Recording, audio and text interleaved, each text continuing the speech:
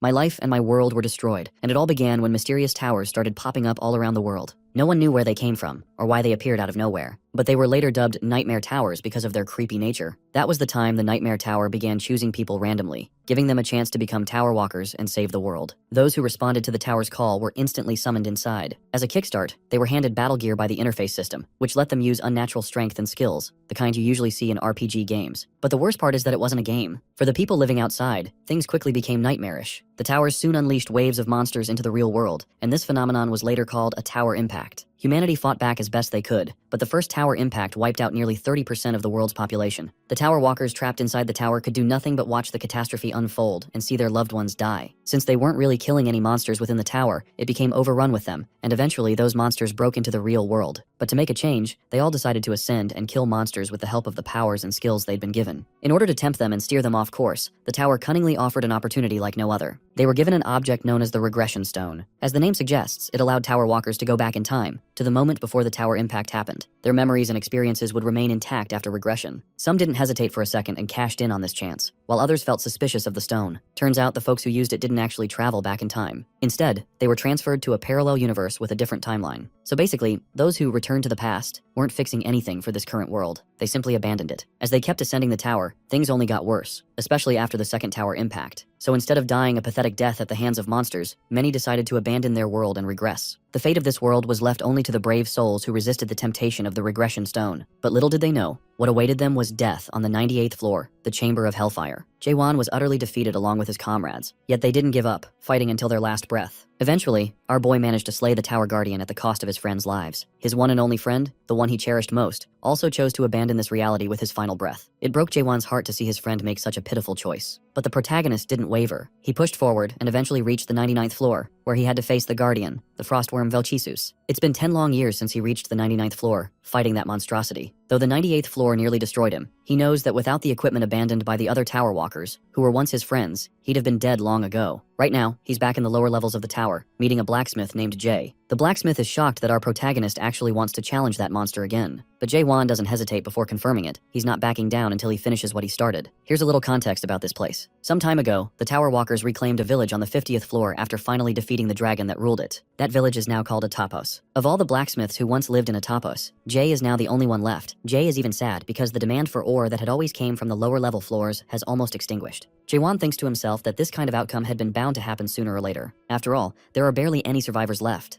Jay pauses for a moment and then asks if he's noticed anything strange during his recent travels through the tower, and Jaewon recalls the place where the Stone of Regression had been found. Strange markings carved into its surface in letters he couldn't read, though when Jay asks, he only says he didn't see anything. His mind drifts briefly to Hyren, the old woman who disappeared only yesterday, leaving Jay and her as the last remaining supporters in a tapos until now. Jaewon then asks directly to be taught smithing. The sudden request causes the smith to freeze mid-swing. Once again, our boy is back on the 98th floor, taking another shot at defeating this arrogant dragon. The monster commends the brave tower walker, acknowledging him as the pioneer who managed to reach the 99th floor all on his own. The dragon may have a tough exterior, but our boy has already begun chipping away at its hardened scales. No matter how many times it takes, he's prepared to return endlessly until the monster finally falls. During one of his runs, an attempt ends with him being completely crushed, leaving him battered and bruised. At this point, even the mighty dragon can't help but acknowledge the resolve burning within this young man. Jaewon carries an unyielding desire, a singular obsession, an obsession to defeat this monster and make his friend's sacrifice truly meaningful. However, the dragon believes defeat is inevitable, and failure is the only fate awaiting Jaewon. But our boy lunges forth after breaking free from the ice, fully prepared to prove the monster wrong. He takes his stance once more, relying on the only technique he knows, which is piercing. The dragon even finds it funny that the kid keeps charging in with the same old trick. You see, Jaewon wasn't as fortunate as other tower walkers who started their careers much earlier, giving them opportunities to obtain unique skills and hidden classes. Jaewon had nothing to his name, so he poured everything he had into one simple yet devastating technique, the art of piercing. He pierced his targets relentlessly, repeating the motion tens of millions of times. This refined mastery even earned him several nicknames. His piercing only grew faster, stronger, and more precise, eventually evolving into something comparable to a hidden class skill. And because it isn't an actual skill, Jaewon can use it endlessly without consuming spiritual energy, unlike hidden abilities. Even so, not even hundreds of thousands of jabs were enough to deal truly significant damage. Then Jaewon notices something. The monster's weakness lies in its jaw. The moment the dragon opens its maw to unleash a massive icy roar, Jaewon seizes the opportunity. He pierces upward from within, obliterating one of its eyes and shattering half its jaw. Even after pouring everything he had into that strike, it still wasn't enough to completely destroy the monster's maw. Deciding to get serious, the dragon takes to the skies and unleashes a relentless barrage of ice. Jaewon narrowly avoids the attacks at first, but eventually becomes overwhelmed. Seeing this, The dragon boasts about its strength, convinced that a mere tower walker could never bring down a beast of its caliber. Maybe things might have been different if more fighters like Jaewon had worked together. That's precisely why the dragon feels satisfied knowing the foolish humans fell for the allure of the nightmare stones. Hearing this, Jaewon is startled and demands the dragon explain more about these nightmare stones. Instead of answering, the monster begins crushing everything beneath its massive paws, leaving Jaewon no choice but to retreat for now. Jaewon is left with barely any HP, and a single swipe would have been enough to finish him off. Still, he is curious more than ever. He needs to learn more about the nightmare stones and what that dragon truly knows. To get the answers he seeks, he spends half a decade fighting the monster. At last, his efforts bore fruit. The nightmare of the 99th floor is defeated, and the victor sits right over the monster's devastated body. Now, before the monster's life extinguishes, Jaewon demands to know the truth about the nightmare stones. The dragon, however, doesn't give him the satisfaction. He says Jaewon can only learn the mystery behind them by reaching the last floor. With those final words, the monster dies, and our boy earns the ice dragon sword as a reward. Though honestly, this so-called sword doesn't really look like one. Now comes the moment of truth. The door to the final floor materializes right before him. Jaewon steps forward without any fear in his heart, even though he knows nothing that lies beyond. Entering the final floor, Jaewon realizes he's standing in a strange place where countless panels of light float around him, each displaying a different image. From there, he sees the tower's condition in the outside world and a topos as well. Suddenly, a voice comes from somewhere unseen, noting that our protagonist has arrived early and reassuring him there's no need to be tense. The figure sends an important announcement, and a system notification appears in front of him, congratulating our hero for being the very first person to fully clear the tutorial of the game within World 294. The message goes further, declaring that his record will be permanently stored in the Immortal Library, the Akashic Record itself, and the monarchs of the Great Land are allowed to look upon it. Reading this, Jaewon's mind fills with all the terrible experiences he had in the tower, and now he is learning that it was just a tutorial. The mysterious voice observes how shocked our boy has become, and warns him not to let it bother him too much, or else he will face the consequences. A huge wave of water crashes into Jaewon, as a beast with glowing eyes emerges into sight. The creature comments that he has already gone further than he should have, yet praises the amount of control he's shown for a human. The praise doesn't last, because the beast suddenly stops mid-sentence as our protagonist rises from beneath the water. The figure notes how quickly Jaewon has recovered, much faster than expected. He doesn't waver as he demands to know who the being is. The figure only laughs in response, admitting it got too excited and completely forgot to introduce itself. It tells Jaewon he should be proud of reaching the 100th floor alone for the first time in history. At last, it gives its name, revealing itself as Beastrain, the demon who rules over the Nightmare Tower. However, our hero can't ignore the thought that this was all just the tutorial, and then asks if there must be a real game waiting beyond. The demon confirms he's right, but insists that before they move forward, it wants to show him something. Beastrain snaps his fingers, and scenes from Jaewon's journey flicker into view. Our boy watches the images unfold, starting with the moment Seoyul joins his party. He sees Seoyul and Yoonhwan standing beside him as the three of them laugh together, introduce themselves, and fight side by side as a true team. Then some dark memories are shown, where Seoyul's body is lying wounded on the ground, and Jaewon falls to his knees, calling her name repeatedly with a trembling voice. Next, the last moments of Yoonhwan appear. Meanwhile, Beastrain asks if this rising tide of sadness is stirring emotions Jaewon thought he had buried. The demon calls those feelings a waste, yet offers something cruelly tempting, a chance to go back and start again from the very beginning, only this time keeping every memory exactly as it is. Beastrain's grin widens as our protagonist realizes more clearly that this is not the end of the path at all, but the prompt glowing in front of him isn't a gift either. It's nothing more than a trap, since he thought he could save the world if he climbed the tower. He recalls the system window that named him as the chosen tower walker, supposedly destined to save the world. From the very beginning, there was no way to stop the tower impact, and they had been tricked into climbing. Saving humanity was their only hope. Jaewon rejects the offer instantly, declaring with firm resolve that he will never return to the past. Beastrain mocks his refusal, claiming that no one can cling to what's already gone, because regression is impossible in both the tower and the Great Land. The name Stone of Regression flickers across our boy's thoughts, but the demon shatters the illusion right away, explaining that the so-called regression stone was never what people believed it to be. In truth, it's the Nightmare Stone, a cursed gem that drags anyone who touches it into endless dreams woven by a dream demon. Its words cut deeper as it laughs again, saying humans are probably the only creatures foolish and desperate enough to fall for such a trap. Our hero connects the pieces and understands the truth in full. The main game that Beastrain spoke of is nothing but an endless loop, a cycle that repeats without ever truly beginning again. Without the slightest hesitation, Jaewon presses no, declaring firmly that he's already uncovered the real truth of the tower. The tower itself is just another dream. With his decision made and his path clear, our protagonist swears he will hunt Beastrain down no matter what, and climb to the next floor waiting beyond. Beastrain keeps pressing Jaewon and insists that the tower ends here, but our protagonist ignores him completely, refusing to even acknowledge the claim. The demon shifts to taunting, suggesting maybe he is only pushing forward because he is greedy and wants more than just memories as a reward, then tries to tempt our boy by offering hidden treasures. Still, Jaewon does not consider it for even a second. Beastrain wonders if he wants to go back to his world,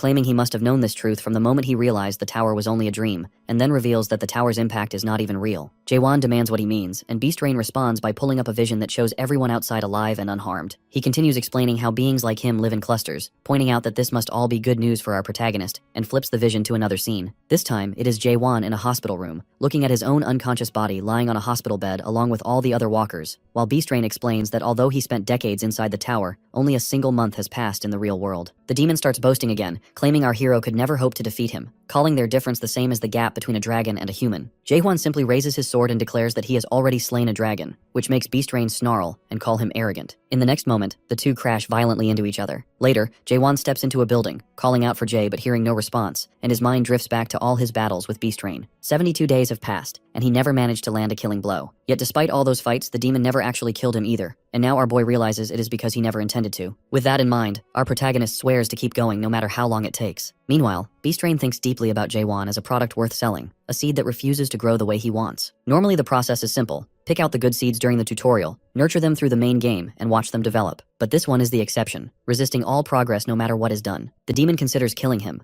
but the thought of damaging the soul and drawing the attention of the harvesters holds him back. Instead, he decides to raise him carefully and make a fortune, imagining himself rising into the upper ranks and clearing all of his debts, especially since even gods who usually avoid demons have shown interest in Jaewon. Suddenly, Jaewon attacks him from behind, prompting Beastrain to ask about his real goal, but our hero just keeps swinging his sword without pausing for even a second. The demon tries to reason with our protagonist, insisting that moving on to the main game would benefit not only him, but also everyone connected to him. Yet Jaewon does not show the slightest sign of caring. The fight grows fiercer until Beastrain slams him into the ground and starts shouting again, offering every hidden skill and item in his possession if Jaewon will only agree. However, our boy insists on hunting him down, and with Beastrain's patience slipping, Jaewon finally says he has a question. Later, Beastrain begins explaining that his universe is made up of more than one dimension, but Jaewon cuts in, saying he already knows because theories like that exist on Earth. The demon continues anyway, describing how the Great Land is the main dimension and how countless smaller frontier worlds, including Earth, known as World 294, surround it. He explains that the Nightmare Tower exists, so walkers can gain skills and adapt to the system in order to travel across these different worlds, and demons like him are responsible for helping the walkers in the games. But when Jaewon asks why they do this, Beastrain sidesteps the question, and instead wonders aloud why the tower appeared specifically on World 294. He reveals that this world was chosen simply by coincidence. Our protagonist does not let up and cuts him off again, demanding to know the demon's true purpose in running it. Beastrain tries to dismiss it by claiming he is only volunteering, but Jaewon refuses to believe it and pushes harder, wanting to know exactly what rewards he is getting out of it. The demon replies with nothing but vague excuses about different motives, but before the exchange can go any further, a red message suddenly appears above Beastrain from the monarch, ordering him not to kill Jaewon and to end the conversation immediately. However, the unaware demon turns to him and asks if he believes him now, but Jaewon just stares back in silence. Jaewon's status screen is filled to the very top, every stat sitting at its maximum, and his level completely capped. And no matter how much effort he pours into it, nothing rises any further. He tips back a potion and gets up again. Even though all this power is his, the gap between him and Beastrain is something he can't seem to close. Suddenly, something hits his mind, and our boy starts getting a strange feeling. As he looks ahead, he observes bright golden particles floating in the air. He grabs one of the fragments and notes that sometimes they are smooth, fine particles, and sometimes they are rough, blocky pieces like sugar cubes. In that moment, our protagonist understands this is the truth, the raw particles that make up the very essence of this world. Now standing in front of Beastrain, Jaewon wonders out loud what exactly a monarch is, guessing it's nothing more than a title for a king. Beastrain notices his interest and explains that monarchs rule over the Great Land, and anyone who clears the main game earns a recommendation from one of them. Then, our curious boy asks what the recommendation actually means, and Beastrain replies that his entire fate depends on whichever monarch he chooses. He adds that if Jaewon just trusts him, he'll make sure he ends up serving under the best monarch possible. Beastrain even stakes his own honor on it, promising to guide him into the main game if our hero agrees. The swordsman, after thinking a bit, remarks that Beastrain sounds more like some insurance salesman than anything else. Still, Jaewon agrees to go along with it, adding that in exactly 10 days, he'll leave this place. 9 days later, our protagonist is training with concentration, while Beastrain watches from his screen, remarking that he's been repeating the same thing all day, and pointing out that the time is almost here. His thoughts drift bitterly toward the way the dream demons tricked him into buying this low-quality tower. He growls under his breath, cursing those swindlers, remembering how quickly he jumped on the deal just because he heard it was built by an expert-level demon. Later, the truth stung hard as it was nothing but a first-generation antique with no production year recorded. If it had been a third-generation tower, Beastrain could have ended the tutorial by force without damaging the product, but this outdated relic demands the consent of its product in order to close the game. The demon believes that his only crime was being too broke to buy better. Still, it works, and with tomorrow coming fast, he hopes it will all finally end. The next day arrives, as the system flashes tips about the main game, speaking of the Tree of Illusion and the Great Land, before another message appears from the Game Master, offering to return Jaewon to World 294 with every memory intact. Beastrain asks if he memorized the data, and our boy confirms that he has. Then the demon urges him to hurry up and press accept. He sheds tears of joy as his long-awaited moment has arrived, but to his surprise, Jaewon suddenly swings his sword.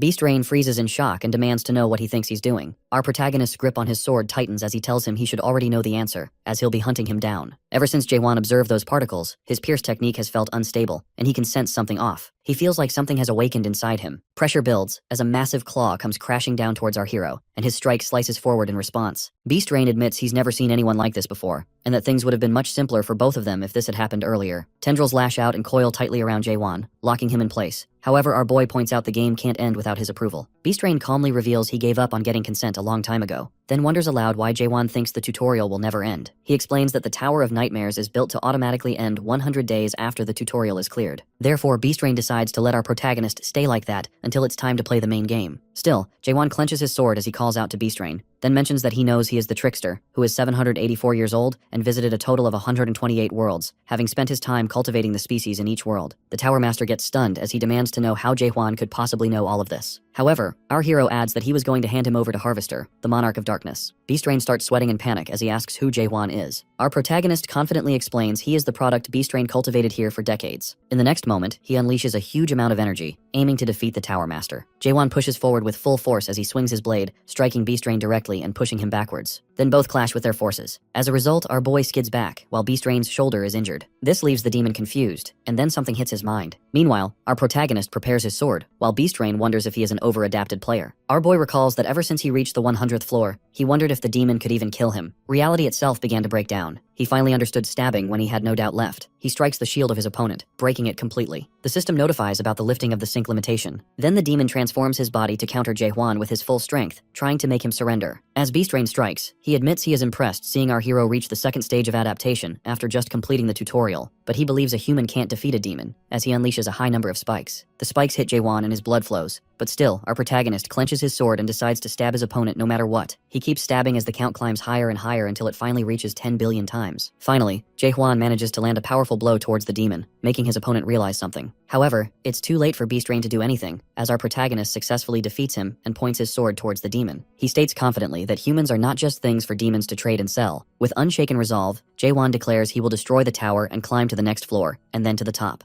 The ceiling begins to shatter as he declares that he will see the end of the world the demons have formed. A system window pops up with his info filled with just question marks. Beastrain scrambles in desperation, pleading with him not to do this, claiming that there is nowhere left to go. However, our hero refuses to listen. His mind flashes to the carvings he found in the lower floors, which revealed that the Nightmare Towers are just imitations of the first nightmare at the top of the Tree of Illusion. He realizes these messages were left by the creator of the Nightmare Tower, Mulak. Now our boy knows that this place is just a root, and because a root exists, so must a branch. Therefore, he unleashes his power to completely destroy the ceiling. Then the prompt appears, declaring the tutorial over. However, he has failed to complete the game. After a moment, Jaewon wakes in a new place, which is kind of like a forest. He sees ahead, as he has finally found what he was looking for. Massive beasts burst through the thick leaves, growling heavily as they surround Jaewon. One leaps at him to attack, but he eliminates it with ease using his shallow stab. The ground suddenly rumbles as a towering beast steps out. Upon seeing it, our boy instantly notes that his shallow stab won't be enough against something like this. Using his normal stab, he eliminates the towering beast with a single strike. Later, he collects all of its horns. Unexpectedly, a yell rips through the air, and strange ant-like people appear from the trees, one of them shouting and pointing directly at him.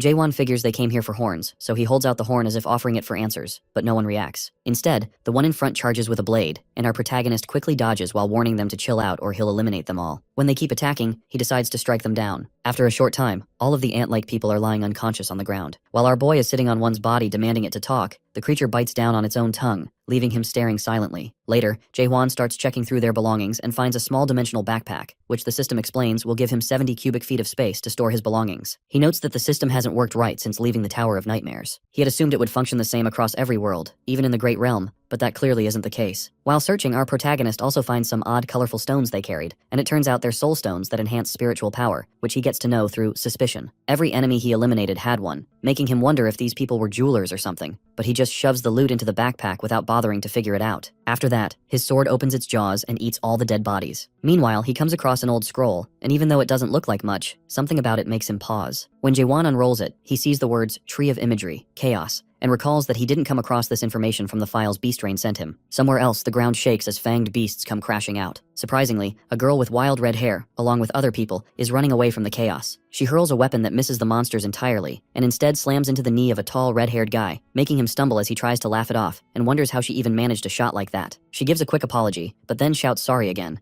This time not to him, but because there's a two-horned beast barreling up right behind her. She's sprinting toward two guys who yell for her to stop, but she just keeps running forward. Up above, Jaewon watches the scene unfold from a rocky ledge, and notices right away that the red-haired woman has the most power in her group. But their teamwork is a complete mess, and he can't help wondering how they even made it through the Tower of Nightmares in the first place. The red-haired warrior finally charges forward with flames bursting around him, and the girl joins him with a grin, but her first reckless strike nearly clips her teammate. He recoils and yells at her while she just shrugs it off without a care, and that's when our boy suddenly drops down from above. Jaewon drives his blade in one clean stab through the monster's skull, sending blood spraying as the beast collapses. When he steadies himself, he sees the red-haired warrior staring at him with a tight jaw and eyes locked onto him. Once the chaos fades, the girl's teammates walk over to Jaewon and casually ask if he's cool with them taking it. Her friend looks hesitant, quietly pointing out that maybe they shouldn't, since the horn is worth a lot. They explain that normally it takes 10 people to bring down a two-horned beast. However, our hero doesn't say anything, though he remembers that the one he killed earlier had 5 horns. He figures that monsters with more horns are stronger. The red-haired girl steps closer as she demands to know who he really is, saying that even across all of chaos, nobody could ever take down a two-horned beast in a single blow like that. She presses for an answer, wanting to know where he came from, and Jaewon looks her straight in the eye, asking what chaos is. The girl freezes on the fact that he doesn't know what chaos is. The red-haired warrior stares directly at Jaewon and immediately starts firing off questions, asking for his name, why he's even here, and how he's somehow able to speak with them. However, Jaewon only gives short replies in return by nodding and shaking his head. They mutter among themselves that it's unusual to even run into a language barrier these days. When the red-haired man asks if he's fine with them taking the by-horn corpse, our boy agrees without complaint. Meanwhile, the red-haired lady notes that his fight was strange since he showed no real skill and killed the beast with a single stab. After that, she tries to use her ability on him, but the system instantly throws back a message saying it failed. She learns his spiritual power is no higher than a non-adapter's. Demanding to know who he is, she presses him to state his identity and why he is here in Chaos as an adapted player. When our protagonist repeats the single word, chaos, and questions what that's supposed to mean, the woman accuses him of messing around, saying his words make no sense, asking if he is having trouble understanding her. But Jaewon calmly replies that he understands her completely. He falls into his thoughts then, remembering his old ties and affiliations back on Earth, but realizing that all of it lost meaning the moment he stepped into the tower. He made new friends inside, yet those memories were erased after the tutorial. Even though they're still alive somewhere on Earth, they most likely don't even remember him or anything that happened in the tower. He replies to the red-haired girl that he doesn't remember anything. The woman scoffs, questioning him if he is thinking that she will believe he has amnesia. Our protagonist sharply replies that he never said he has amnesia. She argues it's the same and keeps pressing anyway. Suddenly his sword starts to buzz, and then it opens its jaws. The red-haired girl suddenly recognizes it as a spirit weapon. The sword starts to eat the weapons Jaewon stored in his backpack. People around him mutter about him feeding equipment to his blade, while the girl gets stunned because he is showing off his spirit weapon to everyone, and he has no idea what he is doing. She is clearly frustrated that he ruined her mission for eliminating that red-haired man. Then an idea hits her mind, so she whispers to him, mentioning she has something to propose. After a short time, our boy comes to know her name, which is Mino. He also gets to know more about the people she is traveling with. Those people belong to the Red Fox clan. Jaewon immediately realizes her so-called proposal is for him to wipe out that clan, as she has warned him that they'll come after him too. Later at night, the red-haired man suggests they should camp for the night to avoid attracting horned beasts. Later, our protagonist notes that the village isn't far. Through his second stage of awakening, understanding, he has overheard the conversation of the Red Fox clan people, agreeing his two-horned kill was just because of the spirit weapon. They claim such weapons can only be found in the abyss, also called the branches of the Tree of Illusion. However, our hero knows they're mistaken since his weapon came from the roots. Although the demon told him that the gear in the tower isn't very good, he never thought anyone would want that thing. Anyway, he has realized that this place isn't a great realm after all. After a short time, the enemy begins to move. Mino pops out to warn our protagonist and tells him to use the sword that had eaten other weapons to eliminate the enemies. Unexpectedly, he replies that he doesn't have it anymore since he lent it out for inspection, and she gets pissed off, calling him careless. At that moment, members of the Red Fox clan appear. The red-haired man thanks Jaewon for his weapon, while the other members are surprised to be called on just eliminating 2 people. Mino spits back, cursing them, and as the enemies charge, she darts forward without hesitation. She slams one across the head and strikes another clean across the torso. She strikes down several opponents in rapid succession, then kicks one backward. After sending another dart, she lands back and apologizes for throwing her weapon so hard with a sly smile. Then she summons more daggers around her to eliminate the remaining enemies. The red-haired man says that from the moment Mino lured the monsters here, he had already suspected something was wrong,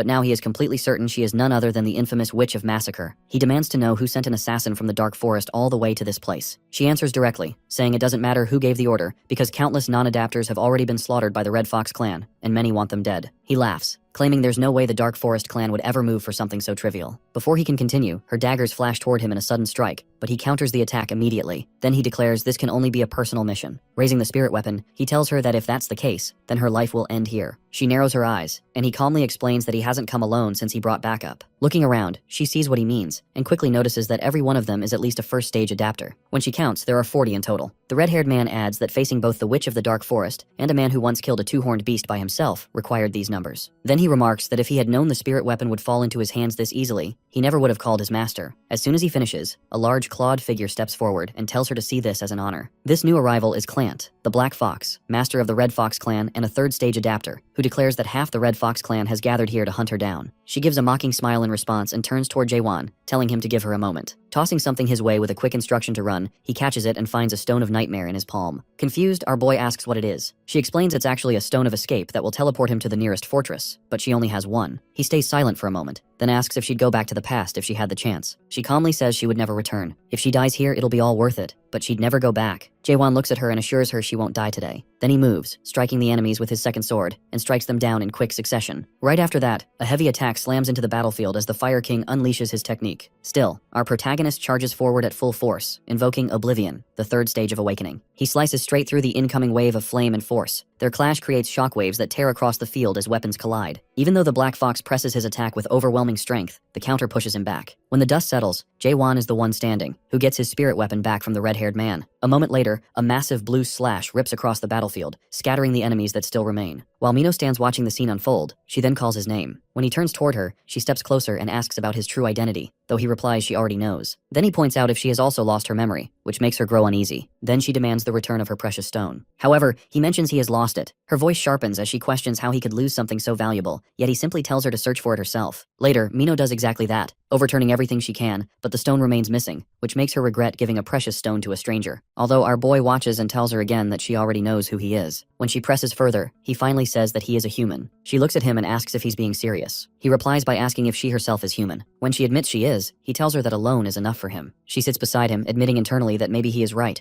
as it's enough that they both are humans. The next morning, Mino asks Jaewon if he truly doesn't remember ever coming to Chaos, or even setting foot in the Great Realm. When he answers that he doesn't, she admits she is envious of him. She also explains that most people who end up here feel the same way because their arrival is always tied to memories they would rather erase. He flips the question back and wonders how she came here. She suddenly stops walking and warns him he will regret asking this later. Eventually, they reach Gorgon Fortress. As they enter, Jaewon notices a circular structure nearby and realizes it looks exactly like a summoning circle he saw on the first floor of the tower. He moves closer, and right then a red light flares. A crowd of terrified people appears inside, screaming and begging for help. Mino glances at the group and remarks how many have come at once. She mentions that's how she ended up in Chaos, and not to ask anyone in Chaos how they arrived. Then she welcomes him to the world of the dead, Chaos. Jaewon connects the dots and concludes that those who die in the Great Lands end up either chosen by the gods of the Abyss, or they are chosen by the masters of the Great Realm. The chosen ones achieve glory in battle, but most fail and end up in Chaos, the stem of the Tree of Illusion. Next, Mino explains that if someone dies again in Chaos, the death becomes permanent, and they get absorbed by the Tree of Illusions for nutrients. Those who die don't spill any blood as they are already dead. Our boy realizes he has ended up living with the dead. Mino explains further that Nightmare Towers are the roots, Chaos is the stem, and the Abyss is the branches. These are all the places of the Tree of Illusions. With this information, Jaewon recalls that this tree was mentioned by Mulak, who explained that the roots only exist to support the very top of the Tree of Illusions. Turns out he is really not in the wrong place, and aims to go to the higher place. Not long after, uniformed soldiers rush in and start taking control, ordering the newcomers to line up and head to the speech hall. One officer hands out clothes, pointing out a man for looking too weak and skinny. Mino walks up to the officer, James, and he questions her about being at the North checkpoint. She responds that she was only passing through and just wants entry. However, he tells her new rules now require a certificate. When she looks at Jaewon, she asks if he has his certificate. Surprisingly, he nods, which clicks something in her mind. Therefore, she claims to James that she has forgotten her certificate. To cover for herself, she shows James a two-horned beast horn and asks if that works. After a moment, he agrees. James then demands Jaewon's certificate, but he tells him straight up that he doesn't have one. Mino hints that she could help if he asked, but James cuts her off and insists no one gets in without papers. Jaewon acknowledges and starts searching for something in his backpack. This makes Mino think he must have decided to kill the guards to get inside. Therefore, she immediately comes between our hero and James as she is about to explain something while panicking. However, a commanding voice cuts her off, asking what's happening. The soldiers all freeze as a man in uniform appears. Chief Carlton, the one managing the checkpoint. He walks up to James and demands an explanation. James points at Jaewon and says he's trying to enter without a certificate. Carlton doesn't hesitate and says entry is impossible without proof of identity. He explains the inspector is allowed to refuse anyone who lacks it. He even starts reading fortress laws and uses his legal code to make everyone kneel down. Then he also brings up the Restraint Act. However, Jaewon uses his blade to slash his legal code skill barrier from himself and Mino. He interrupts Carlton and asks what's actually on the certificate. Carlton says it lists one's identity, records, and skill data. Jaewon replies that he doesn't need one because he refuses to show him anything about himself. The chief is confused as his legal code isn't working on our protagonist. Therefore, he decides to detain him under the law and summons chains using a skill called Silver Restraint. The chains move forward and try to coil around Jaewon, but our boy resists until they snap apart. Every guard freezes in shock. Carlton demands to know how that was possible. After that, our hero decides to do the same thing as Mino, which makes her recall that she bribed James using the horn.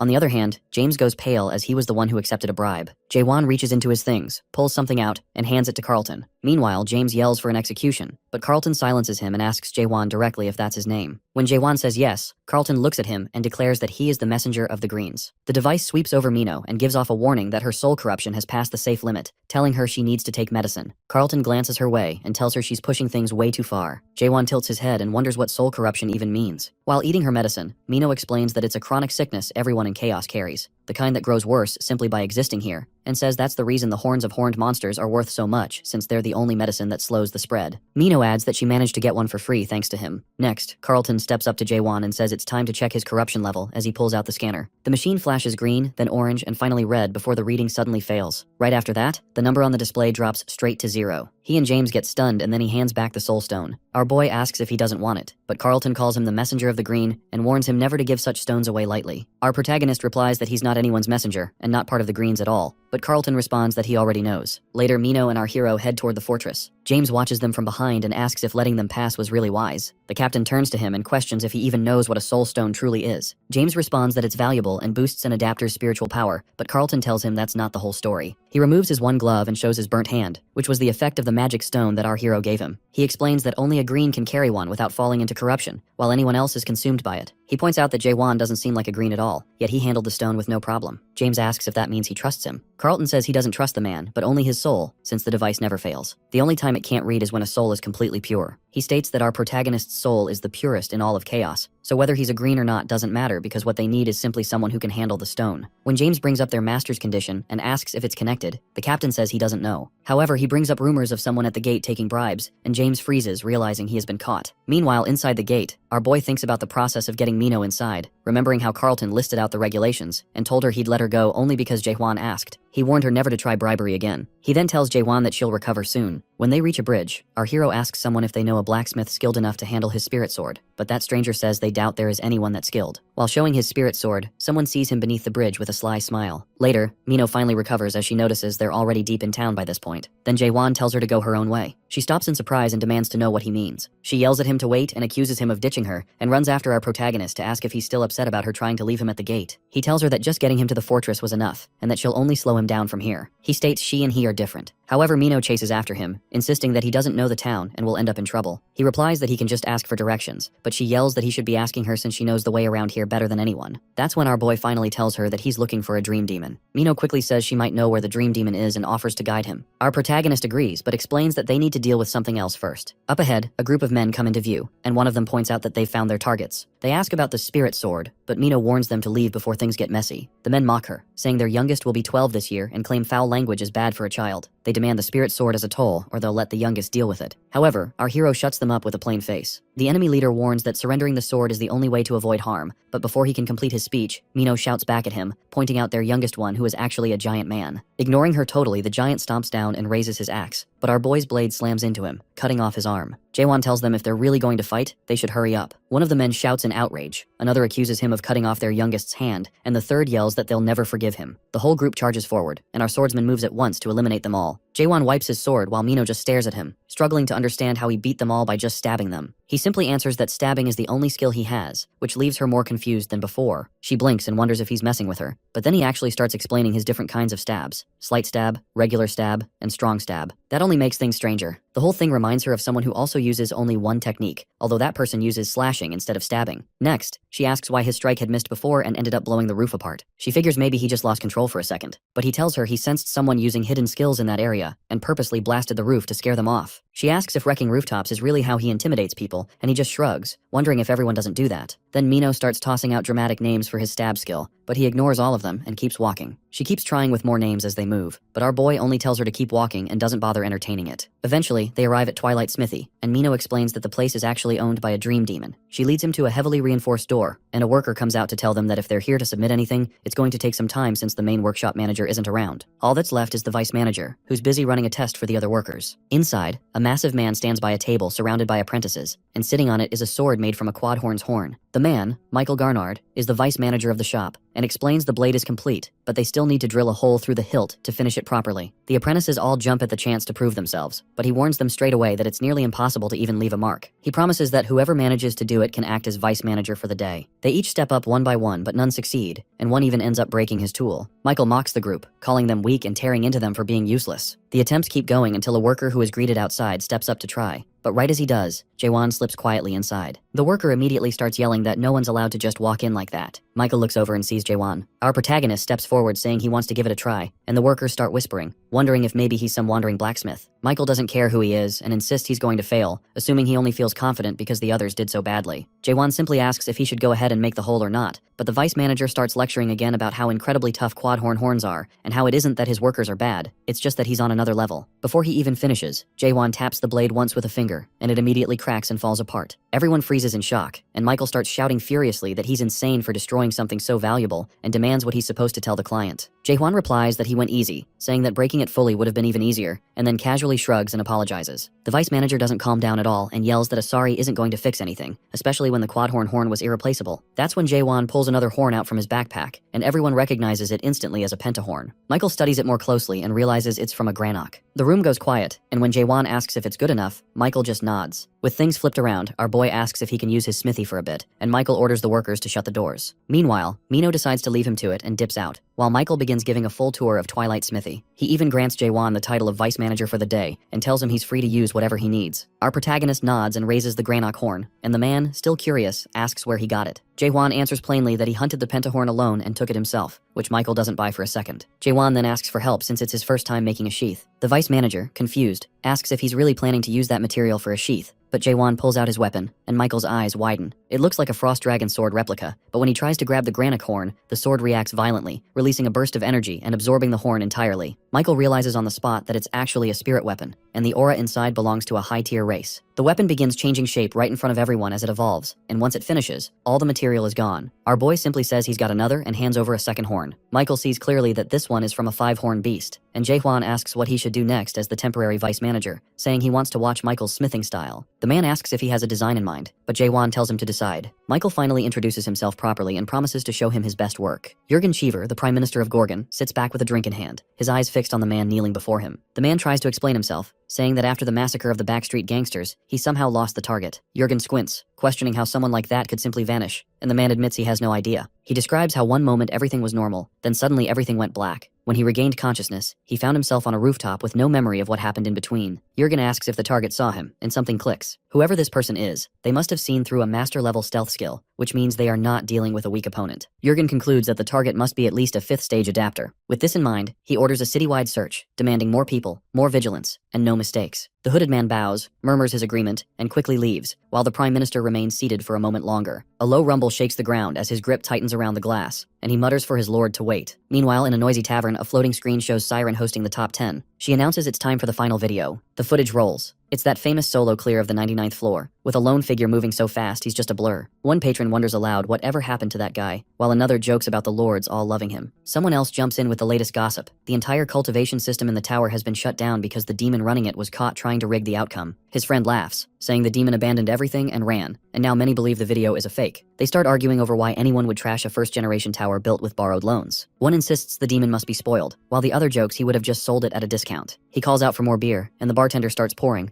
but the room falls silent when the door slams open. All eyes turn as Mino enters. Tall and fiery, she strides straight to the counter. She takes a seat, and before anyone can speak, a man approaches, complimenting her looks. He tries to flirt, but she isn't interested. With a glare and a surge of dark energy, she tells him to leave, and he quickly backs off. Still seething, Mino mutters about feeling awful and tosses a gold piece on the counter, demanding enough alcohol to knock her out. Later, she suddenly starts shouting about Jaewon, venting about how full of himself he is. Our boy's name keeps coming up as she rants until the bartender sighs, mentioning that everyone's heard enough about him already. That's when Claire, the tavern owner, steps in. She asks why Mino is being so dramatic when she isn't even drunk yet, and questions why she sticks around someone she claims to hate. Mino snaps that it isn't like that, but admits that every time she sees Jaewon, something inside her ignites. She recalls how our protagonist walked straight into chaos, sword swinging, destroying everything in his path with no hesitation. She can't shake the memory of how he looked at her, repeating his words that they are different. Mino points out that everyone else, including Claire, works hard just to survive, but this guy arrived out of nowhere. She remembers asking what he'd do if he ever encountered a nightmare, and all Jaewon said was, there was no use explaining because she wouldn't understand. She complains that he always brushes her off and looks down on everyone. Claire sighs, resting a hand on her head, and says our hero is just immature. She warns Mino to keep her distance. Mino tries to argue, but Claire's expression hardens as she says staying around someone like that isn't brave, it's reckless. If Mino keeps playing with fire, she's bound to get burned. Before Mino can respond, the doorway flares with light. A blazing streak slices through the air, heading for the counter. She spins just in time to catch a glowing golden bird, which drops a sealed letter into her hands. Mino glances at the wax seal and recognizes it as a letter from Carlton Javier,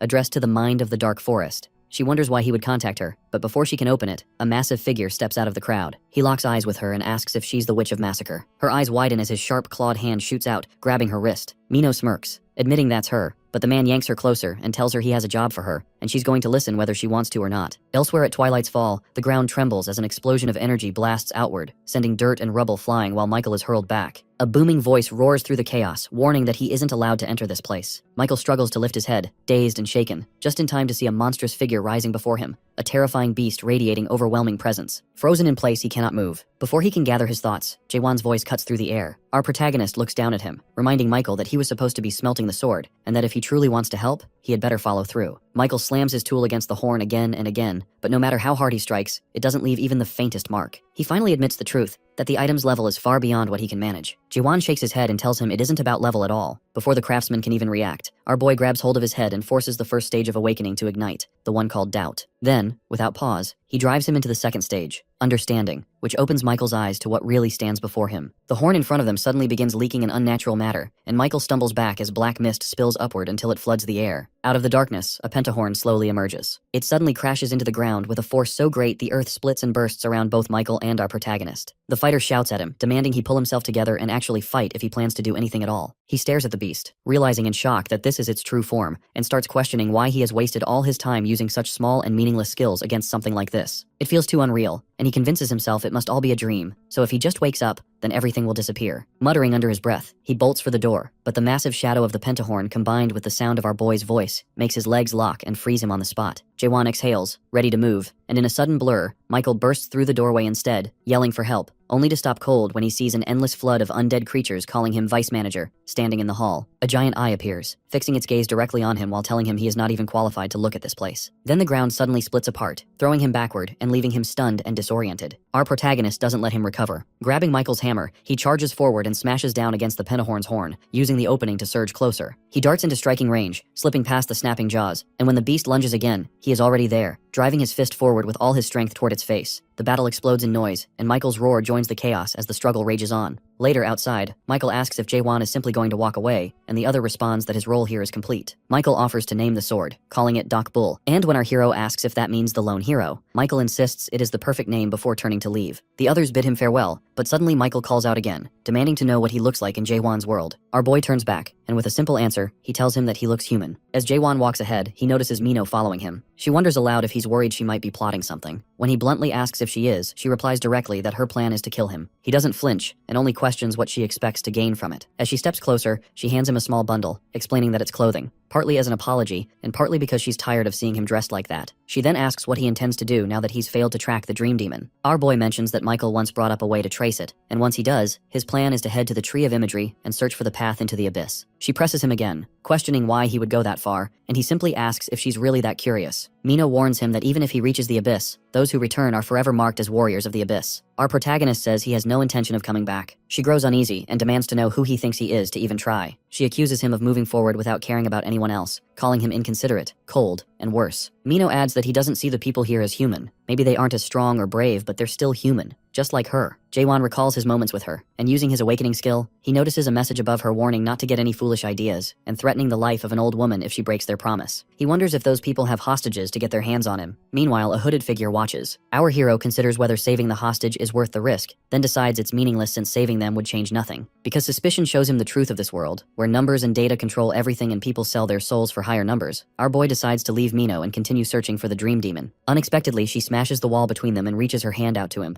Mino declares that they're finished working together, saying she won't follow someone with a purpose like his. Jaewon stares as she turns and walks away, admitting to himself that she seems human now. Afterward, through his awakening skill, our protagonist listens to the speech of the cloaked figure behind him, who mutters curses at Mino for betraying them, and admits they brought the dream demon for nothing. Our hero feels a surge of excitement as he realizes they have a dream demon with them. Later, Mino walks alone through the streets. After some time, she pushes open a door and steps inside the tavern, apologizing to someone for making them wait. A voice responds, and inside, a man stands while Claire is held by a strange individual. A man named Janya, eldest of the Janya trio brothers, asks why Mino came alone and why their deal fell apart. She tells him the person they're waiting for won't come, since his goal is to destroy the world. Suddenly, she launches forward. Spears of light shoot toward him, and Janya laughs, calling her insane as shadows rise beside him. One lunges to attack, but she blocks with a spear and retaliates, forcing it to swing and knock her across the room. He orders his ally to seize someone, but she warns they'll be hunted by the dark forest if they do. Janya replies that there's no branch here to stop them, and says she and Claire will be dead before anyone even finds out. Blue energy bursts in her hand, forming 7 pink spears that spin together as the 7 daggers of Akaram. She attacks, but unfortunately Janya blocks and sneers that it's just another trick, promising to tear her apart. Then he pauses, and she remembers when Jaewon once asked if she would go back to the past. She knows she would, if it meant ending up with him again. Janya raises his weapon high, while she wonders if she would have lived long enough to see the world fall. Before his strike lands, it's blocked. Jaewon appears. Shocked, she asks why he came. He answers that the clothes she gave didn't fit. She asks if that's really the only reason. Our boy grips his sword and demands to know if they have the nightmare, then orders them to bring it to him. The enemies nearby begin whispering among themselves. One wonders if Jaewon has completely lost his mind, while another recalls rumors that he once defied the fortress, and insists he can't possibly be thinking straight. Meanwhile, Mino warns our boy that the enemies in front of them are 4th stage adapters, opponents too dangerous to take lightly, no matter how confident someone might feel. Still, she admits she doesn't actually believe he'll lose this fight. The leader of the enemy group, Janya, lunges forward with 2 of his men, declaring they will teach him a lesson. However, our protagonist instantly swings his blade forward to meet their attack, then sidesteps smoothly to avoid the next strike. The men hesitate in disbelief, muttering in shock about how he was supposed to be a non-adapter and questioning whether he could really be the warrior of Abyss. Janya tries to reason that a 4th stage adapter should be about the same level of threat, though at least the beast had managed to withstand an attack like this before. Claire suddenly cries out in pain. One man urges his comrade not to hesitate and to finish it,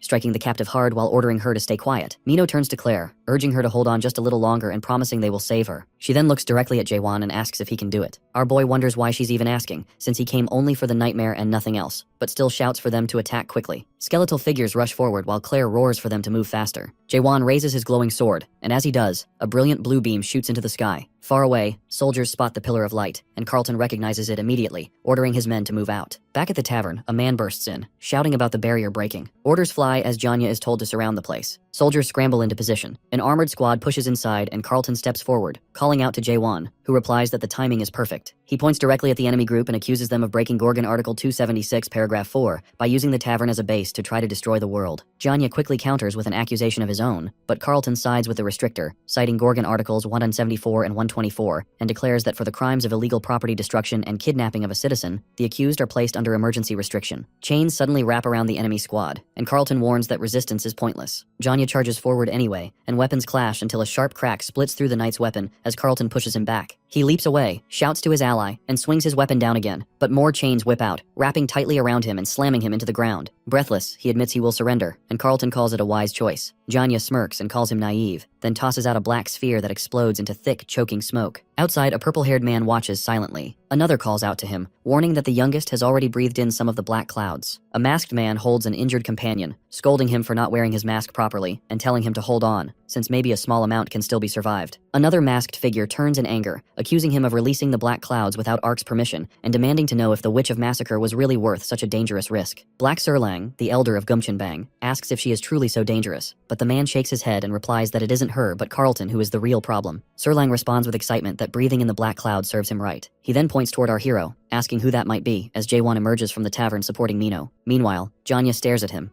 baffled at how anyone could walk away unharmed from the black clouds. He admits he has never seen someone from the greens without antennas. Their group approaches our boy, making our protagonist uneasy as he draws his sword. Our boy, with his sheath, channels Garnak's power and sends a powerful energy aura toward his enemies. This forces some of them to stumble backward, while others are struck so hard they're thrown aside. With that surge, our hero unleashes his attacks, striking several opponents and knocking them to the ground, dead. Witnessing the situation, Serlang flees, shouting at Janya to deal with him. Janya curses at Serlang, then glances at his fallen comrades. Jaehwan steps forward, closing the distance and giving only one choice, demanding that Janya reveal the Dream Demon's location. Hearing the name, Janya's eyes darken, and he gives a chilling warning, telling him that if it's discovered he leaked the information, he'll wish he had died. With no other option, Janya takes a stone of fallen souls. Our protagonist has seen stones like this before, clutched by townsfolk. The very stones Mino once explained weren't drugs, but a method to slow the creeping corruption that eats away at the soul. However, Janya's body convulses violently as the unleashed power rips through him, twisting his flesh and reshaping his bones until something monstrous stands in his place. What rises is an undead beast, charging through the streets with wild strength and eliminating people in its path. Now Janya, transformed into that monster, can see the truth of the world he lives in. As he observes, he wonders what he was so afraid of, now that he can do anything he wants. He sends his tentacles to attack our boy, but when he sees Jaehwan as human, he questions how a human can exist in this world. Meanwhile, our hero isn't able to see Janya's true nature, even with suspicion. Still, he ignores that and focuses on his enemy. Using his spirit sword, he instantly strikes down Janya. In his final moments, Janya suddenly glimpses his past life before his body disperses into the air, leaving our protagonist hoping to find the whereabouts of the Dream Demon from those remaining at the tavern. Mino warns Jaehwan not to come closer, but he just stares back and notices she's been sick. Before either can say more, a masked man suddenly bursts into the room and calls out to Carlton, who, from the ground, immediately orders him to alert the inner forces. Meanwhile, Mino quickly turns to our boy and tells him to kill her. She repeats herself, insisting he kill her while she's still herself. Our protagonist looks at her, noting she is human, yet he can't understand why his oblivion doesn't work on her. Still, he reminds himself he doesn't need emotions on his path, so he won't hesitate. Just as he's about to act, someone shouts for him to wait. Claire rushes forward, grabs his wrist, and insists there might still be time. They need to bring Mino to the medical facilities right away. He asks if she can actually survive, but the answer is grim. If the corruption keeps spreading, her chances are almost non-existent. Before he can respond, an alert blares through the fortress from the four Gorgons, announcing that an undead man has been discovered inside and ordering an immediate evacuation. Fear instantly spreads as people panic and shout, and then a man wearing a hat appears with twisted, monstrous features that prove he is no longer human. The creature lunges and snatches up a citizen, and almost immediately, another one charges into the area. A man in a red robe steps in to annihilate the undead. Inside the medical facility, Claire turns to Jaehwan, wondering aloud if he is the man Mino mentioned. The one who ignores every rule, judges only by his own standards, and decides for himself what it means to be human. She says she knows people like him because she's seen them before, then explains that the people here have not adapted because they never had the choice. Our hero answers that it is because they lack courage, but when she presses and asks, "Courage for what?" he says nothing. Instead, she tells him there is one thing he has to do and warns that he should leave, because it will be dangerous for those around him, and she can't stand people like him. This causes our boy to recall past hardships. While this is happening, a guard asks how much medicine is left for Carlton, and another admits most of it has already been used just to calm him down, leaving almost nothing. James instantly demands that every last bit be brought to him, so the medics rush to prepare it. Jaehwan watches as the medicine is administered, but even though the medic works quickly, it does nothing to purify the chief, and they can only beg him desperately to hold on. Our protagonist then demands to know if there is any way to bring someone back after turning into an undead man, but James snaps that if he had the answer, he wouldn't be wasting his time here doing this. Ignoring the anger, Jaehwan grabs Carlton and tells him to wake up because there's something he needs to ask, not stopping even when James shouts at him. Surprisingly, Carlton stirs slightly, looks up, recognizes him, and then grips his hand tightly to ask for a favor, to be killed. He insists our boy is the only one who can do it, but Jaehwan asks why he isn't asking to be saved instead. Carlton explains that it is the law for those losing their soul. The corruption meter suddenly spikes to 94%, and at that moment, Zahir, the chief exterminator of the Great Deadman Extinction Force, and a 5th stage adapter, steps forward while drawing his blade. James immediately shouts for him to stop, but Zahir ignores him and declares that under Article 1, Paragraph 4 of the Gorgon Special Act, Carlton, chief of the North Checkpoint, will be executed immediately. Basically, chaos is a spiritual world. People here cannot usually endure the idea of endless time for too long, and eventually start losing their memories, becoming the monsters known as undead. It's essential that they consume pills regularly to maintain their sanity. If they don't, the risk becomes too great. Even the weakest undead is at least as strong as a 3-horned beast. Whenever something like this happens, all 4 fortresses of chaos have a single top priority: bring the undead down. Back to the story, where Jahir announces a farewell to the Northern Checkpoint Inspector Khalfan Javier. However, as soon as he is about to swing his blade, Jaehwan stops it with his bare hand, shocking everyone. Jahir stresses the urgency of the matter to our boy, explaining that Khalfan Javier is already a 5th rank adapter and, if he turns into a monster, the consequences could be catastrophic. Hearing this, our protagonist offers the horn of a 5-horned beast. An officer is shocked, unable to believe he actually possesses such an item. Not missing the chance to be savage, our hero crushes the supposedly indestructible horn with his hand and feeds it directly to Cartlan and Mino. Everyone watches in disbelief. James is nearly brought to tears, seeing the contamination being managed at last. However, Mino's body is too weak to stop the process, and she will become an undead despite the medicine. Her contamination rises to 95%. Because of this, Jahir decides to eliminate her at once. Claire protests, insisting they should wait for the doctor who can perform the undead slash. Jaehwan isn't sure what that is. A guard mentions the doctor is occupied with the fortress master, and that they can't call the divine physician for a smaller matter like this. As Jahir moves in to eliminate Mino, our boy blocks his way, stating that he's the one who should kill her since he was the one she asked. After Jahir steps aside, Jaehwan uses his suspicion technique. Suddenly, he's enveloped by immense light and transported to another realm, an infinite white background. He sees Mino on the bed, being observed by a little old man. That man wonders aloud who could have done this to good old Mino. The old man notices Jaehwan standing behind him and is stunned someone could access this realm. He senses the purity but pettiness in our hero's soul, yet Jaehwan is unable to use suspicion to see the man's true nature. He can't even rule out that this might be the source of Mino's contamination. Our protagonist attacks, and the little man retaliates with a slash of his own. Both are astonished when the other blocks the attack. In the next moment, Jaehwan's strike breaks the old man's blade, a sword crafted from the crown of a four-horned beast. Both return to chaos from that strange realm. Seeing the old man cry, Jaehwan remarks that he's pretty sure he broke the sword himself. It turns out the old man's name is Chung-heo, the Doctor of Doom, also known as the Divine Physician. Jahir recalls that the doctor was supposed to be occupied in the castle, but Chung-heo admits he doesn't care what happens there. He just can't let a beauty like Mino die. Furious at our boy, Chung-heo blames him for failing to perform the undead slash, and for losing his four-horned beast sword, meaning he now cannot save Mino. Suddenly the doctor's eyes fall on our hero's spirit sword, and he's instantly excited, praising its appearance and asking where it came from. Our boy grabs his arm and asks if, by letting him use this sword, he will save Mino. Chung-heo is completely confident, though he's baffled that someone would trust such a valuable sword to a stranger. Taking the sword with its sheath, he marvels at its power, so similar to its owner. Then, the sheath begins to emit an aura, and the doctor is thrilled to show his skills to our protagonist. The doctor uses something very similar to our boy's suspicion to uncover the true nature of things. Unfortunately, the doctor collapses before completing the undead slash, admitting that he doesn't have enough mana. The sadness on his face reveals what this means, and it gets worse as the realm they're in begins to collapse, indicating they're almost out of time. The doctor's sketch of Mino starts fading away. However, our protagonist grips his blade, making Chung-heo uneasy as he's certain no one can copy his undead slash. Our hero ignores him and decides to try his best, even if it's only an imitation. Still, the doctor tells him it's useless. One can't just mimic the spell after seeing it once. He scolds our boy for attempting something the average person cannot even imagine. Jaehwan isn't skilled at slashes or anything of that sort, but he believes the old man is simply being loud for no reason. He tells him to be quiet so he can concentrate. He focuses on every feature of good old Mino to draw her sketch. Moving across the vast canvas, he thinks about her mischievousness, her warmth, her trusting gaze, and every impression she's left on him. He skillfully draws her, even adding the mole beneath her eye. Suddenly, a familiar voice tells him she's grateful he got her mole right. It's Mino smiling at him from the bed. They're all back in the real world now. Her contamination is dropping, and the undead transformation has stopped. Claire anxiously asks Mino if she's all right. Chung-heo then observes that some of our boy's petty energy has faded, though he still feels like a 10-year-old. He demands to know who Jaehwan is and where he learned the undead slash. Meanwhile, Jahir remains doubtful that someone like our protagonist could have replicated the physician's technique, but the old man confirms it. He explains that not everyone can adapt and learn something like the undead slash. One must be awakened like himself. The awakened are those unaffected by the system's rules, and their actions can disrupt the balance within chaos. Only a handful of players in the Great Realm have achieved that state. Next, Jahir wants confirmation that Jaehwan is truly an awakened player, since based on what they discussed earlier, this means there's hope for saving the fortress master. They agree this is now the top priority. Suddenly, men authorized by the inner circle enter the tent, led by the captain of the Dark Soul unit, a 5th stage adapter and head of the Guardians of the Prime Minister. Jahir grows confused, as the Dark Soul unit has nothing to do with the undead or their cure. Unexpectedly, the Dark Soul captain kneels before our hero, calling him the messenger of the Greens and introducing himself. The doctor and Jahir are both puzzled, since Jaehwan doesn't look like any messenger of Nakmyang. However, the Dark Soul captain asks him to go with them to the castle. Later, at the castle, the Prime Minister Jurgen greets our swordsman and introduces himself. Jaehwan only gives his first name, which makes the Prime Minister chuckle, finding our boy as reserved as Chung-heo. He then asks if our protagonist is truly a representative of the Greens. Our hero shakes his head without hesitation, stunning the Dark Soul captain. Meanwhile, the doctor points out that our boy can handle stones of the fallen souls, something only those from the Nakmyang clan can do. He wants to know how Jaehwan is able to handle the stones and where he found them in the first place. Jaehwan simply says he found the stones somewhere and never had trouble handling them. Captain Jahir, now curious, asks what happened to the people from whom these stones were obtained. Jaehwan withholds nothing, revealing that they are dead. Jahir is stunned, wondering what could have happened, and adds that those individuals are members of the Great Realm's great families. Our protagonist calmly states that he is the one who killed them. Jahir erupts in outrage before the Prime Minister asks him to calm down. Jaehwan explains they attacked him first to take his horn, so he fought back in self-defense. That explanation makes perfect sense to Prime Minister Jurgen Cheever, who notes that the Nakmyang clan has always been quite greedy. He then asks our boy what he's been up to, and what his plans are now that he's entered chaos. Moments later, the Prime Minister processes what he just heard, repeating what he understands from Jaehwan's account. Basically, our protagonist was brought into chaos by chance, encountered one of the great families, and by another stroke of luck, stole their soul stones. Through that same chance, he entered the fortress and continuously encountered stories of fighting and combat that others had only heard about. Our boy's most recent feat involved conveniently mimicking the Divine Doctor's master undead slashing as well. The story seems highly unlikely, and the doctor wonders if the Prime Minister actually believes him. Chonghyo remarks that if the Prime Minister believes what Jae-won is saying so easily, he must be under the effects of being away from the Fortress Master for so long. The Prime Minister then asks whether his physical body is alive. Jae-won is stunned. He now realizes that after escaping the tower, he was essentially a spirit, so chaos must have taken him for someone who just died, landing him in this place. He's curious how Shiver figured it out and how he knows he isn't dead. Shiver's thinking is straightforward.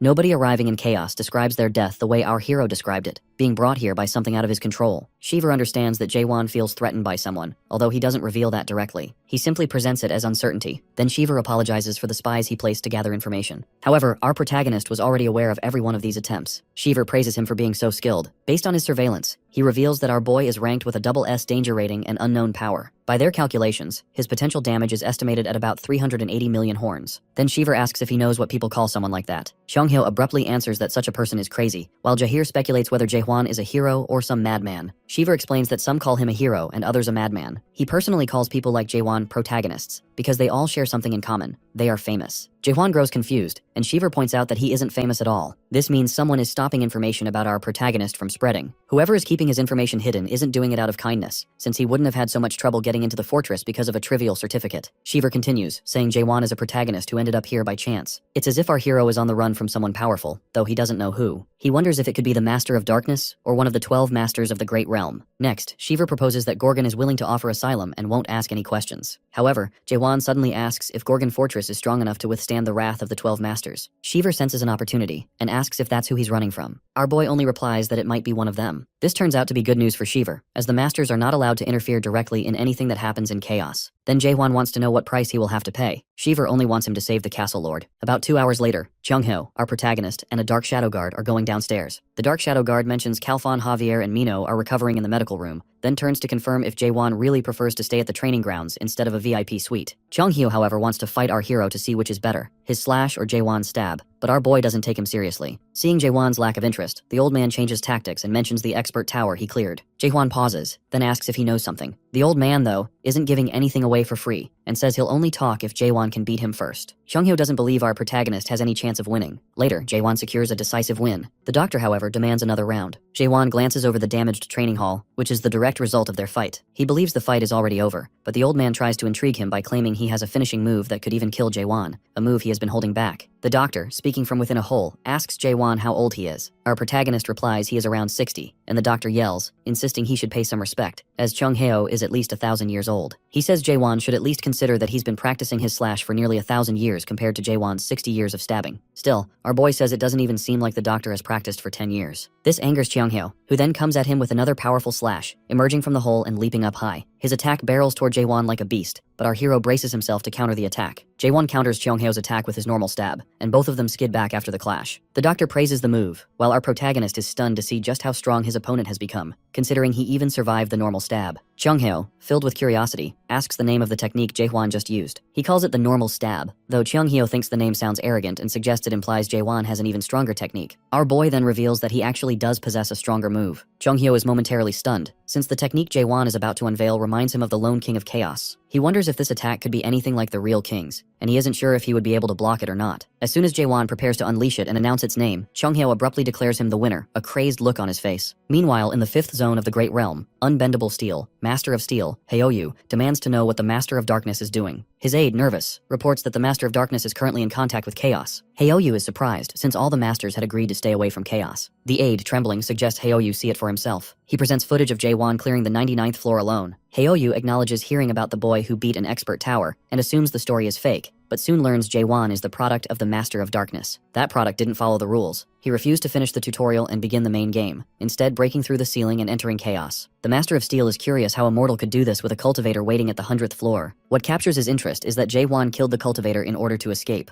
Haoyu finds it unbelievable, but the aide insists the Master of Darkness from the 9th realm swears by it. It turns out this has been happening for some time. The Master of Darkness has been meddling with Chaos, and several zones have secretly been in contact with him. Curious about the 9th realm's actions, Haoyu instructs the aide to notify those in Chaos that he wants to visit, though he makes it clear he has no intention of of interfering. He also orders 10 gold-level elite guards to be assigned and wants Haoyu's own warrior to join. The aide, relieved not to have been yelled at, hurries to make preparations. Haoyu, meanwhile, thinks of Cheonghyo and his reckless ways. Back in the training hall, the old man begs Jaehwan not to use that attack, even going so far as to hug Doc Bull in desperation. Although annoyed, our protagonist wants the old man off his blade. When Cheonghyo finally steps back, he remains deeply concerned about how a move like that could be mastered in just 40 years. Jaehwan simply states he has stabbed 10 billion times. Cheonghyo finds this ridiculous, pointing out that it would require practicing 80 times per second without sleep or rest for 40 years. However, that isn't what our boy did, since he can stab 100 times per second, and he doesn't even need a sword to do so. He could stab without one. Cheonghyo is utterly dumbfounded. He sensed something different about Jaehwan from the very beginning, but he never realized the extent. It isn't just his aura. Each time he stabs, it feels like every motion is filled with hatred for the world, channeling pure rage into the attack. It's difficult to describe, but it seems as if our hero is stabbing the world itself, even without a blade or movement, having become a stab in essence. Jaehwan notices Cheonghyo's expression and repeats that he has done 10 billion stabs. After that, he shows Cheonghyo the oath they signed before their spar. It turns out the doctor had sworn on every beautiful girl in the world, and on his own honor to grant Jaehwan a wish if he beat him. Cheonghyo is certain the kid will ask for something odd or quirky, but all our protagonist wants is for his questions to be answered. The doctor suggests they walk outside to talk. Once outside, Jaehwan begins by asking what an expert tower is. Both of them are familiar with the dream demons who create these towers, and Cheonghyo explains the tier system. Typically, towers are ranked between S and F, but some dream demons can build S-rank towers even as apprentices. These individuals later become masters known as experts. However, not all towers made by experts are classified as expert towers. Only truly special ones, completely unrelated to cultivation, count as such. No one really knows the true purpose of these towers, but one thing is certain. Expert dream demons are curious about the true nature of the world. A small percentage of those who clear these towers are known as awakened ones. Out of curiosity, Jaehwan asks if Cheonghyo is one of them. The old man explains he's from the 4th tower of Expert Melville, a tower named Moby Dick. Even the early levels forced him to fight whales, and he barely made it through. Many great warriors perished there. He laughs about it now, though he admits it was a nightmare. Cheonghyo feels like our boy has survived a tower like that too, so he wants to know whose tower Jaehwan conquered. It turns out it was Mulak's. Cheonghyo stops walking the moment he hears the name. He never thought he would meet an awakened one who cleared Mulak's tower. Jaehwan, curious, asks if he knows Mulak, and Cheonghyo nods, as Mulak was one of his teammates. It's rare to see any surge of emotion on Jaehwan's face, but even he looks intrigued when he learns Cheonghyo has walked with Mulak. Since that story is a bit long, Cheonghyo suggests they take a walk. Eventually, both end up in a tavern. The one serving them is Claire, who grows visibly annoyed when asked if she's now running an outdoor food stand. She's a bit irritated to see our boy and reminds everyone that a certain someone took out her good old tavern. Jaehwan, ever observant, notices things as beer is served, a fact not lost on the doctor. Chaos is a world full of dead people, yet food persists. Jaehwan and the doctor share a common trait. They perceive a reality in chaos that most others cannot. Cheonghyo explains why food exists in a land where no one hungers. The original chaos wasn't always this bleak. It was once a blessed place, a refuge where people could escape war and live in peace, even celebrate life. Suddenly they hear men fighting like outside any typical bar, and the doctor smiles, asking what our protagonist thinks is happening. Jaehwan suggests it's probably just drunkards brawling. However, after taking a sip, he realizes there's no alcohol, it's just water. It turns out that in chaos, people cannot get drunk, feel hunger, or die. All they do is imitate the rituals for the sake of culture. In a place like this, humans still yearn for their past lives, the sweetness of limits, getting drunk, and even feeling pain. They've started to act as if they're hungry or inebriated, pretending to have living bodies and beating hearts. But that's not all. Some wanted even more. There was an expedition, famously called the Abyss Expedition in Chaos. This journey was a quest for the Fruit of Resurrection,